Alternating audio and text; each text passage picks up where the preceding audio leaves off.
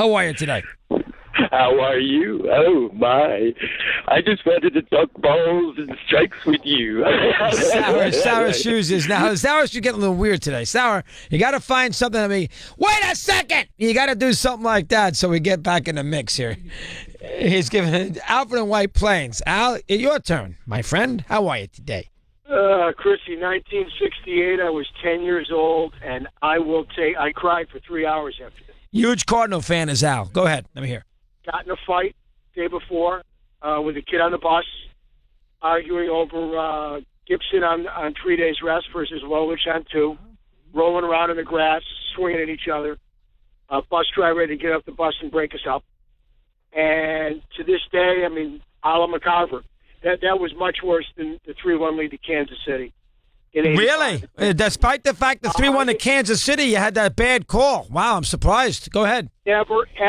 First of all, I thought Brock was safe, regardless of what Friend said. I'll always think he's safe. There were 2 outs when that happened, so who knows how many more runs the Cardinals would have scored. Might have put the World Series away.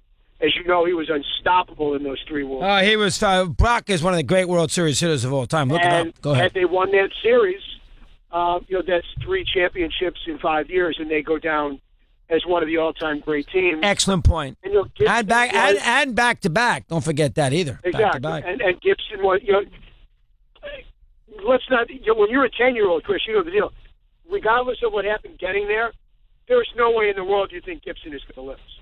And he's mowing him down through 6. I'm not even sure if he gave up a hit over the first 6 because I don't have the box in front of me. And obviously, and Flood's got to catch it. Flood's got to catch it. Flood's got to catch it. He has to catch the ball. Yep. Go ahead. And he's the MVP in Cy Young, and it left a mark on that season that obviously will live with me as a Cardinal fan forever. And the other thing, which I'm sure you know as a history buff, with respect to Drysdale breaking the record, the night Drysdale broke the record was the night of the California primary. And on the victory stand from the podium... Yeah, we discussed this. Kennedy said what he said, and then 5 minutes later he was killed. Bobby Kennedy congratulated one Drysdale. Of the last things before he said on to Chicago and let's win there, which is really the last thing he said in public. He congratulated Drysdale. Yeah, it's an excellent point. Not breaking the record. Well, it happened at midnight L.A. time, and that's an excellent point. Think about it for a minute. Says, and I should have brought this up to the author, congratulates Drysdale because he set the record. I don't know if he set the record that night, but the streak was in play. I don't know if it was the 58 2/3 that night. I have to go back and look at it. But he congratulated Drysdale, then he's killed. It's hard to, unbelievable. Chris is in Virginia. He's on Mad Dog Unleashed. Christopher, good afternoon. Hey, Mad Dog. Hey, you guys are giving Lou Brock a bunch of grief for not sliding, but who was in the on-deck circle that's not giving him the slide sign? I think it may have been Kurt Flood. I'd have to look at that. Lineup. Flood was on base. Maxwell it may have not been Flood. We'd have to look at that. But you're right. Somebody did not give him the proper signage there in that situation. 100% right. Yeah. Or maybe they did and he just ignored it. It's possible, and as you heard Jay say, Bill Freehand's friend, he never thought that Willie Horton would be able to throw such a great strike to the plate. Gary is in Virginia, too. Mad Dog Unleashed for him. Gary, welcome. How are you today? Just great. Good talking to you, Chris. I got a suggestion and a question, okay? The suggestion for baseball scheduling. Yeah. What I haven't heard anybody float the idea of every other week they'd have a doubleheader. No, it's been talked about. I'm completely in agreement. I won't go quite that far, Gary. I would say this: every team, from a fan perspective, should play one scheduled doubleheader a year. Every team. So there should be one. It'll be whether it's a Sunday afternoon, a twilighter on Friday night, a single admission, 2 games for one double dip. Do it on a holiday, Memorial Day, Labor Day, July 4th, whatever you want. They should do that. Now, they won't, but it makes perfect sense. I'm with you 100% on that. Go ahead. Okay. And the question was, it was a player, man, I'm not as big of a baseball aficionado as you are, but there was a player playing for the Cubs. He said the The day's so beautiful. Let's play two. Well, that's Ernie. Like Let's play. Yeah, that was Ernie Banks. That's a famous one. Banks, of course, with the great quote. It's such a beautiful day here at Wrigley. Let's play two. And Banks, of course, Hall of Famer, back-to-back MVP at shortstop, and Leo DeRocha never liked him, but one of the great all-time great players you're ever going to see. All right, here is a little baseball for the moment. We'll get your calls in here at the end of this. I'll let Tommy go quickly. He's been busy. He's got a lot of work to do. SI, MLB Network, and Fox. Our good buddy is Tom Verducci. Tom, welcome. How are you today, pal? Okay?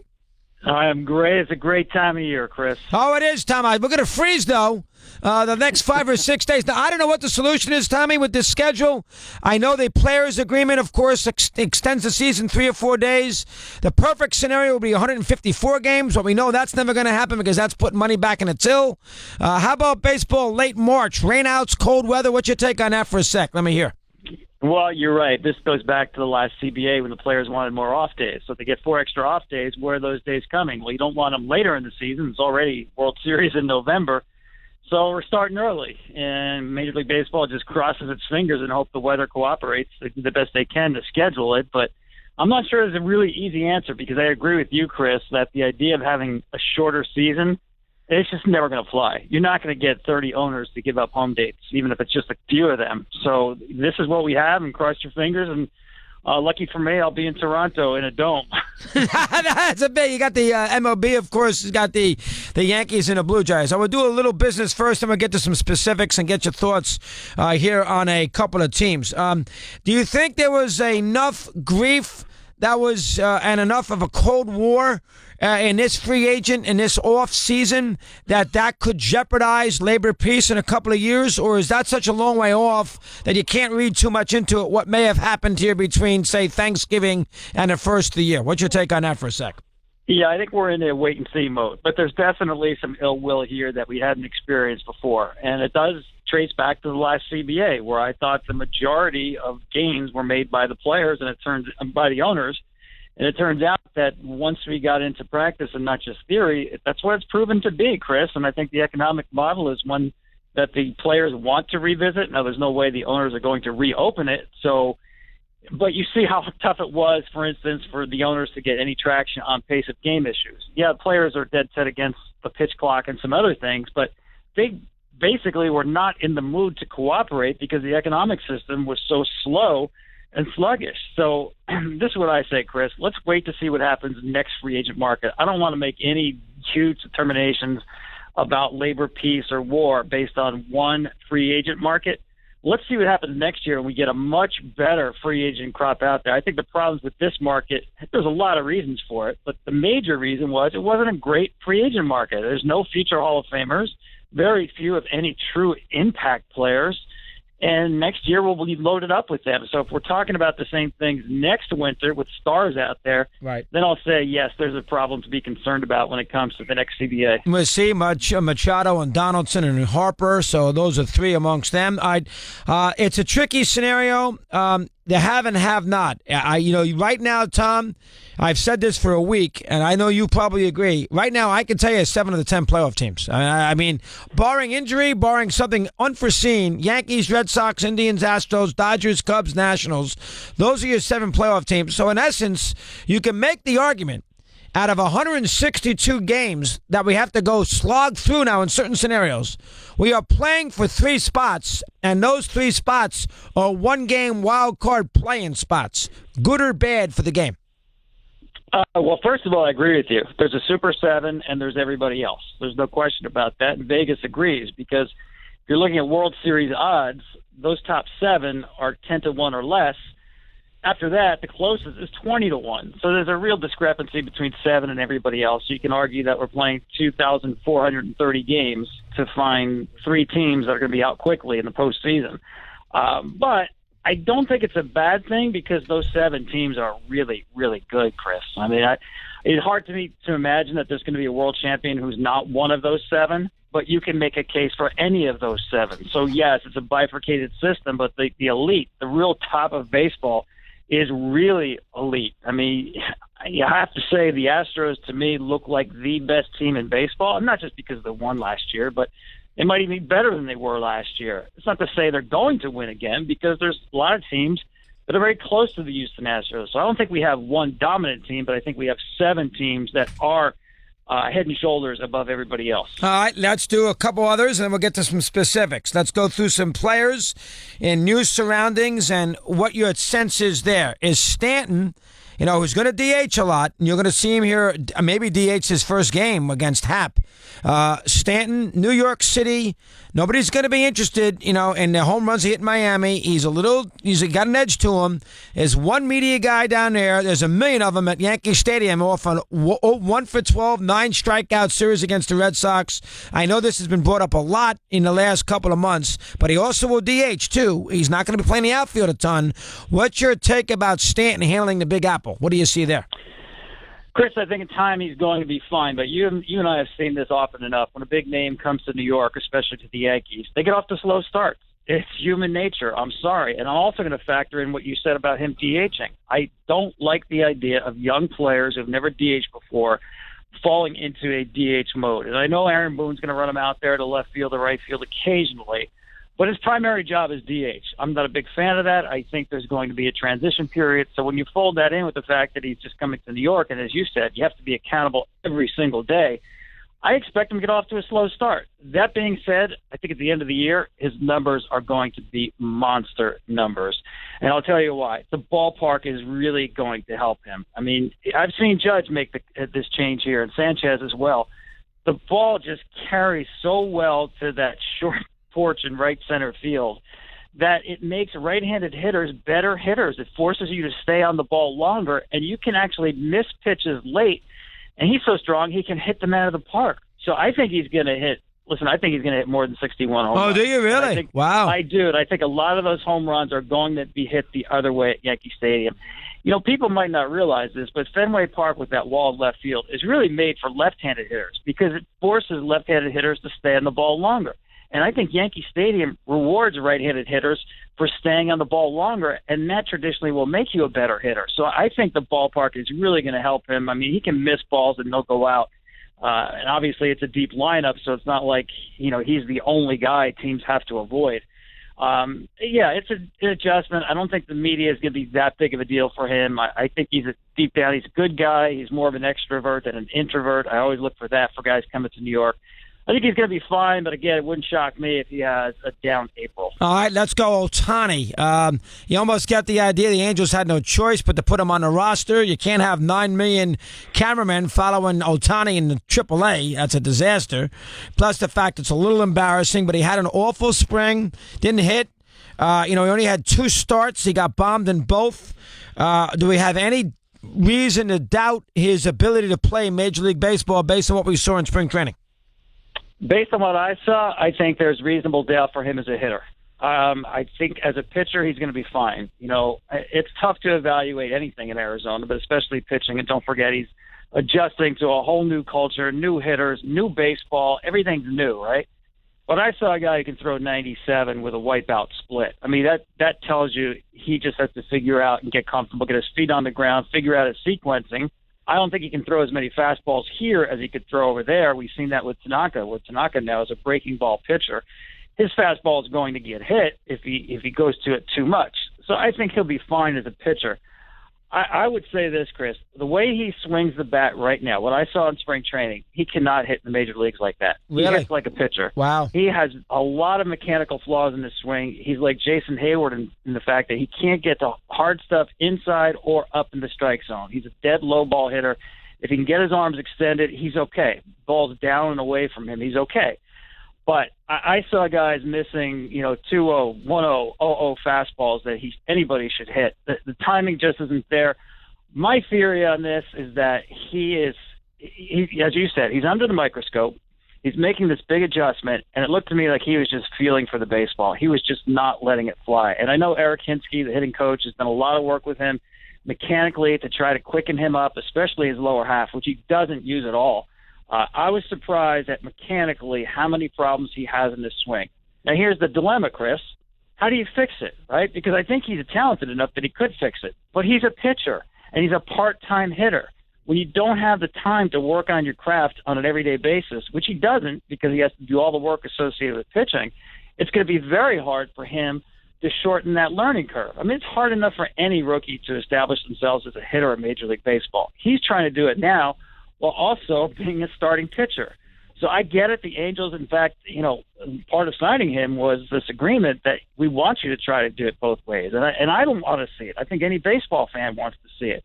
But I have real doubts of how this is going to work offensively. And the key question now is for Mike Scioscia and the Angels, if he continues not to hit. We're talking about a guy who barely squared up a ball the entire spring training, had no extra base hits. And maybe he DHs opening day, but he'll certainly DH one of the first couple of games. How far do they carry this out if he's hitting 120? Yeah, good question. April, May. I don't have the answer. I don't know. Yeah. But I can tell you this, Chris. The Angels, they're in fine shape if he doesn't hit. They cannot win if he doesn't pitch. So they really have to lean towards taking care of his greatest asset, which is his pitching. That's a good one. Tom Verducci, well done. All right, let's do a couple of the big players who could be free agents after the year. We know Harper's going nowhere, but Machado and Donaldson could. Now, the Orioles didn't trade Machado when they had plenty of chances to. I don't know why anybody would want him in July when he's just going to go to the Yankees. But what is your take on either one of those two players, the Blue Jay third baseman or Machado, being dealt by the trading deadline in July? What's your take on that? I think it has a lot to do with the standings, Chris. Listen, to get to that point of the season and be out of it, you've got to be pretty well under 500. If you're right around 500, and the Orioles and Jays could both be in that scenario, it's hard for me to see that they would pull the plug and move either one of those guys. I mean, the Twins got a wild card last year with, 85, 86 wins. So, but if, in fact, the floor falls out from under them and those teams are out, they will be on the market. And I think there will be a decent market for those guys. Traditionally, we've seen the markets really go high for relief pitching and starting pitching, not so much for everyday hitters. I mean, Jay Bruce is practically given away. I mean, these guys are obviously a well cut above Jay Bruce, but my point is generally you're not going to break the bank when you put a hitter out in the market in July.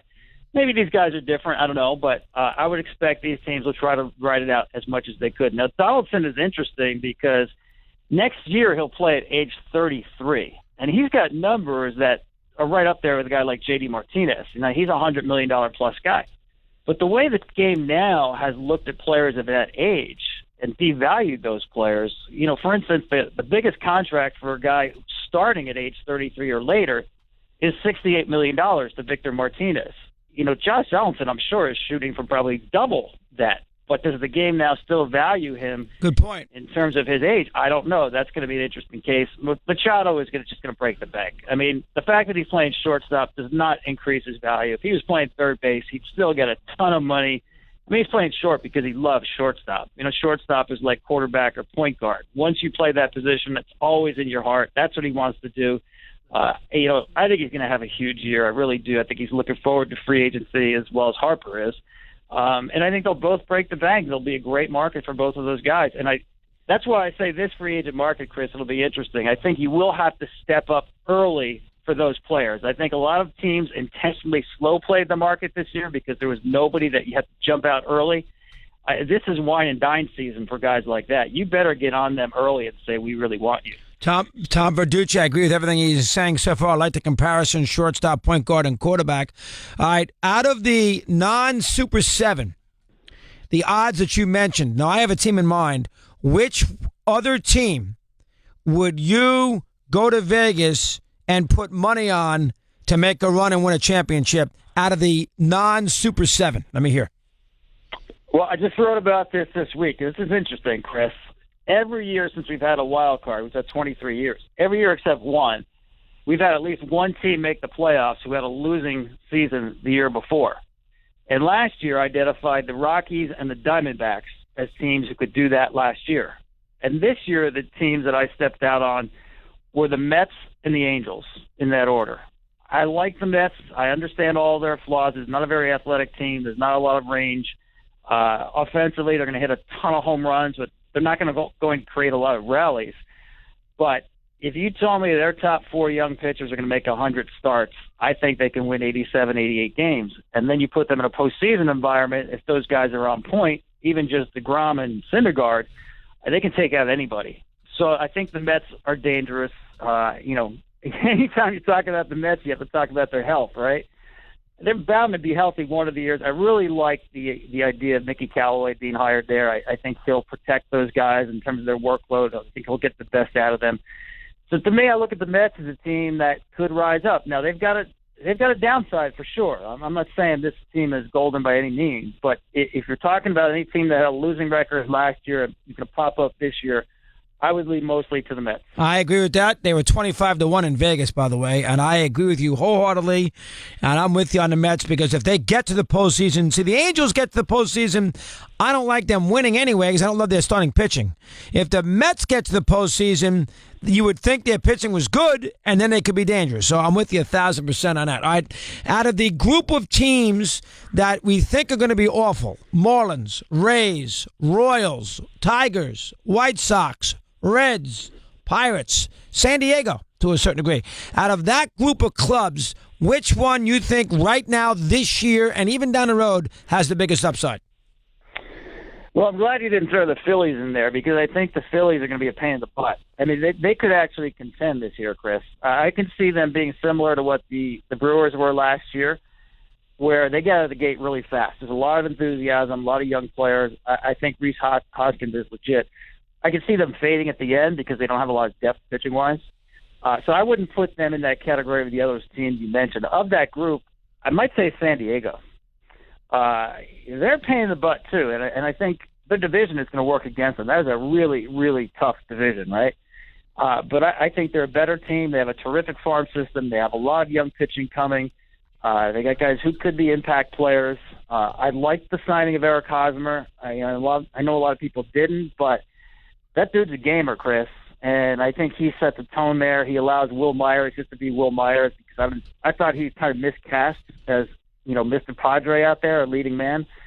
So I like the direction they're heading in, and I think because of their farm system, I think they could get good really quickly. But, again, the division is definitely going to work against them. I agree. I don't know who doesn't like Hosmer. I'm with you on that. Anybody else or no? I like what the White Sox have done. They have a lot of high-end prospects who are in the majors now, like Moncada, Giolito, Kopech is going to be there soon. They have potentially, 3 or 4 real impact players. That's what I always look for, Chris. I think when these teams make deals for young players, I would always emphasize quality over quantity. Too many teams want to hedge their bet and spread their bet out by getting 4 or 5 players.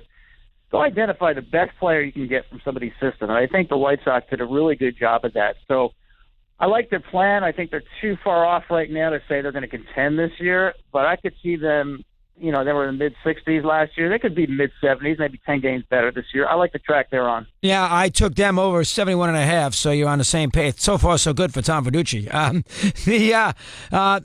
From a standpoint of jinxes, will the Nationals win a playoff series? Man, it is amazing the things that have happened to that team in the postseason. Last year against the Cubs, remember that wacky inning in the 5th game? Sure do. There's like 4 ways that you can get on base without getting a hit or putting the ball in play. And it happened in succession. Drop third strikes, hit by pitches, catchers. And it was amazing what happened to them. So, yeah, I always say, those things don't matter until you get into a tight situation where bad karma then becomes part of it. Where, and you saw this in Boston before 2004 that, when you put on the uniform, you put on that history. You inherit all of that. The minute anything goes wrong, that's what you get asked about. I'm not sure players think about it themselves, but it's in the air. So, they could be a dangerous team if they actually get out of the first round. And yeah, right now, I mean, if you looked at spring training numbers for Strasburg and Scherzer, not that you didn't know they were already great, they were almost unhittable in spring training. So that team, if they get out of the first round, could be very, very dangerous. All right. I would put the Indians at number 7 out of the Super 7, and I would put the Astros at 1. Do you agree with that? I agree with the Astros at 1. When I went through their camp, Chris, I was just so impressed. And I know it's pretty obvious, right? They won the World Series last year. Everybody's back. Garrett Cole is there. But, when you travel to different camps, you pick up the vibe and the culture. And I thought last year the Cubs were trying to be a little too cool for school with this whole year after thing. And they were slow playing their pitchers and, trying not to get everybody excited early on. I got a very different vibe out of that Astros camp. It was nose to the grindstone. You know, it's like they lost last year. That's the impression I walked away with. So I agree. I think of this Super 7, to me, Houston is a cut above everybody else. Maybe not by a lot, but definitely they stand alone to me as the best team on paper. For 7, I would put Boston at 7. I'd have Cleveland a little bit ahead of Boston. I still want to see this Boston mix work. The down years of Betts and Bogarts and some of the other young players they have there, you know, maybe they bounce back. Maybe Price is okay. I just sense they still need an identity. You know, I love the signing of J.D. Martinez, but I don't get the sense that, you know, that thing has coalesced yet in Boston. And maybe Alex Cora makes it work, and that happens right away. I thought that was a good hire because I thought they needed a strong personality.